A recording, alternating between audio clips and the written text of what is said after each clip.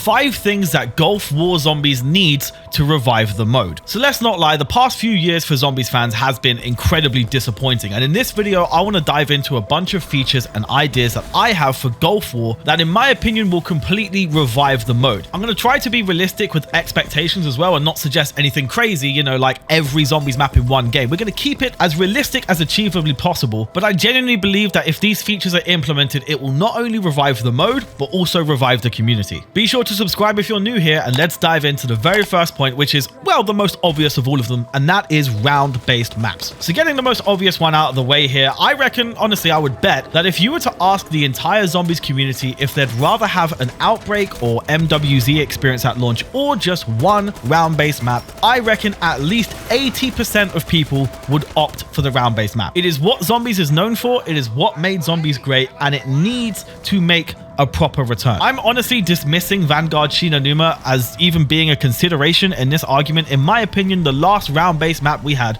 was in Cold War. And despite certain gameplay features, the lack of a Zombies crew and certain things like that dividing the community, I'm sure even the people who weren't a big fan of Cold War are looking back at the launch of that game and really wishing they hadn't taken it for granted. I know I'm one of those people. Round-based maps are the essential pillar that holds this entire mode, this community, everything together. Back in the days of a game like Black Ops 1, you'd start with a launch map as iconic as Kino de Toten. You would finish the campaign and you'd get another round-based map in the form of 5. And then just looking through the catalog of Zombies games and just seeing the launch maps and what was available to players right from day one, it is actually eye-watering, deeply sad to see what has happened to Zombies since. Now, obviously, it's very easy to defend Treyarch because they've been worked to the bone on other games that aren't even theirs. I'm not going to get into that in this video. But to any Zombies fan that isn't completely aware of the development side of things, it's been a complete mess as a player, and Gulf War being Treyarch's next big hit, it has to go hard with at least 1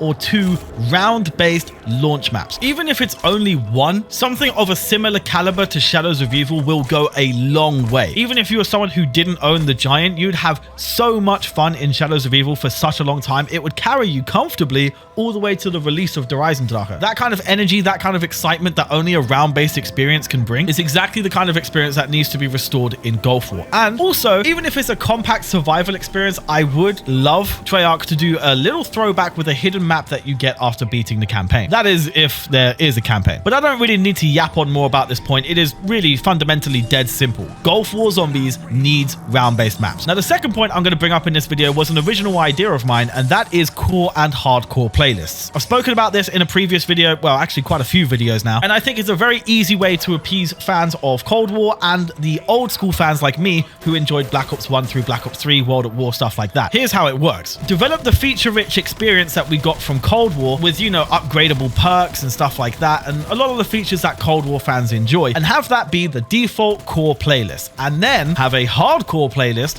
which basically brings back 2-hit downs without Juggernog, strips away the upgradable perk system, removes the tiered Pack-A-Punch system as well, and just kind of brings the game back to its classic roots. Minimize the HUD, get rid of specialist weapons, really any kind of overpowered crutch, just make sure they're stripped away, especially if they plan on bringing back consumables. But the main reason why I'm so desperate to have a hardcore playlist, because I know a lot of people just say, well, you don't have to use these overpowered features if you don't want to. It's mainly because of leaderboards, man. I miss the days of World at War, Black Ops 1, Black Ops 2, where when you were competing with your friends in the leaderboards, you were all in the same boat. If I follow that argument of just not using consumables, not using the overpowered specialist because I want to have the experience the old-fashioned way, I am literally just handicapping myself in terms of the competitive nature that Zombies fundamentally is when you open the leaderboard menu. Not to mention, if I don't want to use any of the overpowered stuff, if I'm in a public session trying to play the game casually, then everyone else is using them, so I feel like an idiot. And I know a lot of people that feel this way. I'm definitely not alone in this boat, and there is a wide community of people who do just feel that the game got too easy. And in fact, in some cases, people think that Zombies got so easy that it actually put them off coming back and continuing to play the game. Having a core and hardcore mode will satisfy everybody. It will allow allow separate leaderboards. You could have a separate challenge system to reward players of both playstyles. It just seems like a very nice way to keep everyone happy and to re-inject the fear of playing zombies. Just like multiplayer, it's just two categories. You can search for a map on core or hardcore, and then at least if you are someone who likes zombies as it was, you can hop into a public session of like-minded people where you're all struggling to survive in the same exact way. Really, I do just kind of miss zombies not having to be a test of patience as opposed to a test of skill. The reality is, with most high round strategies now, it's really just a case of how long can you be bothered to survive as opposed to are you skilled enough to pull it off. All I'm saying is, man, just bring back the days where hitting round 30 or 40 was an achievement, but also let those who enjoy the new way of playing still enjoy it in the form of the default core playlist. Pressing on now to another idea of mine, I have a lot of thoughts on how they should revamp the Pack-A-Punch system. Now, I personally miss the old days where you used to Pack-A-Punch a weapon and be curious what would actually come back out at you. Sometimes a weapon would get a grenade launcher, sometimes it would have an alternate fire mode, sometimes the weapon has luring capabilities that will attract zombies. There's all kinds of stuff that could have been done with Pack-A-Punch, but now with the introduction of the armory system and customizable weapons, a lot of those things are kind of just player choice. You can choose the firing mode now, you can choose the attachments, you can choose all of it. And I think in a way the fact you can customize your weapons is obviously a good thing, but I do miss the way Pack-A-Punch used to function. So here is my solution. In the case of tiered Pack-A-Punch, you have tier 1, tier 2, tier 3. This is how it is in Cold War, this is how it is in Modern Warfare Zombies. Everyone's kind of used to it at this point. But what I think Treyarch should do is one by one with each weapon, introduce a tier X Pack-A-Punch. What this does in tier X is it acts as, I guess, a hyper exaggerated conversion kit. It will radically change the weapon in a very dramatic way. We've seen things like this in custom zombies maps and mods. A great example is the wide range of weapons found in the MWZ mod by Raptros, as well as the map Shoot House by Chicken Hat Man. These weapons that you can upgrade in these maps and mods have some very dope, unique abilities. By having tier X be entirely optional, players can choose if they want their gun to function normally or have a radically changed primary function. Now, I understand this is going to be a lot of work on Treyarch's part, especially if they want to overhaul how the gun actually looks and kind of take a Mastercraft Black Ops 4 approach to them. So what I think they should do is have it be something that's implemented on a few weapons at launch when they come up with some unique ideas for them, and maybe expand upon it each season. So this way, weapons that are actually the default weapons of the game actually get a nice change or added spice to them as the seasonal support for the game presses on. A converted MP5K that could shoot ricocheting bullets, a converted bolt action sniper rifle that can effectively place landmines, just some kind of radical change to the weapon's functionality that also comes with a visual overhaul as well. This way, it's an optional extra and doesn't conflict with the ability to choose attachments yourself, and in some cases may encourage players to use weapons that they wouldn't conventionally use. This is of course just an idea, but either way, one way or another, I would love to see Treyarch find a way to make Pack-A-Punch interesting again. But moving on to point 4, I want to touch on something that has just been kind of lost to the void, something that I truly miss about zombies that we haven't seen in a long time now, and that is original Easter egg music for each map. I miss Kevin Sherwood, I miss Alina Siegeman, I miss them all. I miss all of them. Even if for whatever reason they can't get these iconic artists back in the studio, I would love to see some kind of resurrection for the classic style of Easter egg songs in zombies maps. Being able to blast through metalcore riffs whilst you're just absolutely shredding hordes and headshotting left, right, and center is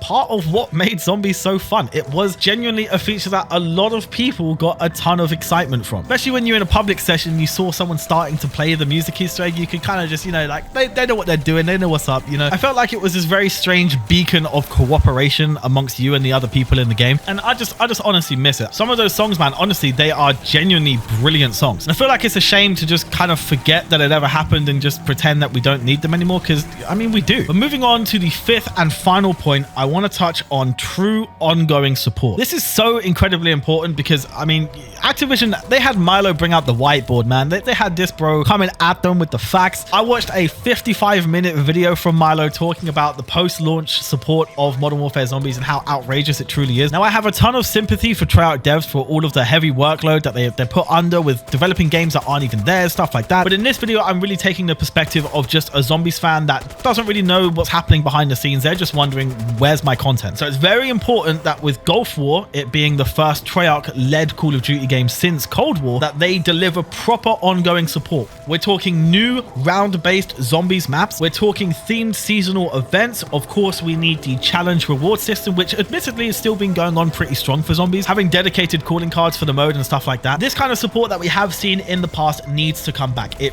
really does. But what I think could add that extra layer of spice to the game could actually be seasonal weapon updates specifically for zombies. Similarly to how we saw the VR11 make its way into Modern Warfare zombies, I'd love to see the same approach taken for Gulf War, in which, for example, maybe in a Season 2 roadmap, we see like a remastered Ray Gun Mark II make its way into zombies. Whether it's a remastered old weapon or just, you know, a brand new wonder weapon altogether, I really don't mind, but it would be nice to see a seasonal roadmap where we not only get new maps and seasonal events, but there's actually a healthy chunk in that zombies tab enriched with content that players will actually enjoy and use. And weapons is definitely a fundamental thing for enjoying COD Zombies. So to summarize this video, we've gone over the necessity for round-based maps, core and hardcore separate playlists, a reworked Pack-A-Punch system, the return of music Easter eggs, and true ongoing support. But a bonus point that people are going to want to mention definitely in my comment section is the return of an original crew. Now, where I stand on this point is a tricky one. I obviously don't think the original 4 should be brought back, and the only reason I say that is purely because the voice actor that plays Takeo unfortunately can no longer do voice acting, and so I really don't think it would be right or ethical or cool in any way whatsoever to recast Takeo's voice acting. So in my eyes, I'm perfectly okay leaving the original 4 to just be the legends that they are. That being said though, it's not impossible to have an original crew that fans actually genuinely enjoy. I know not everybody was a fan of the Chaos crew, but you know, you take the crew like 5, granted thereafter, you know, important political figures, but it was still brilliant. It was still written well and people engaged with those characters in 5. I think it's easy to miss the mark with an original cast, and you know, wrapping an entire story around a cast that fans don't receive well is a very tricky position to be in. So I guess what they could do is, you know, kind of have operators for maybe the first map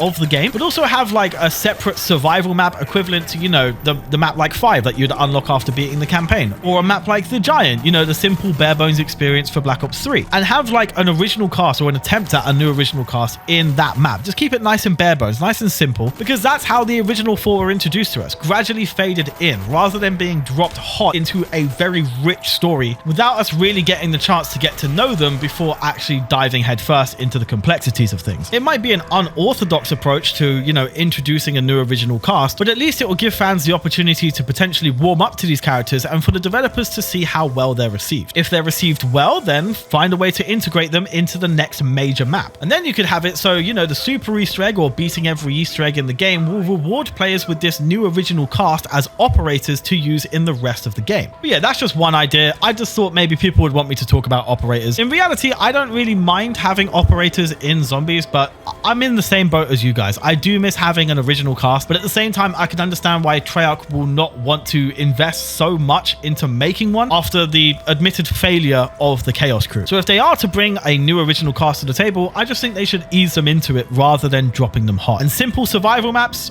that's the way to do it. But that concludes this video. Lads, ladies and gentlemen, do let me know in the comments what your ideas are and what you think of mine. But if you enjoyed this, please be sure to leave a like, subscribe if you're new, and I'll catch you in the next one. Cheers.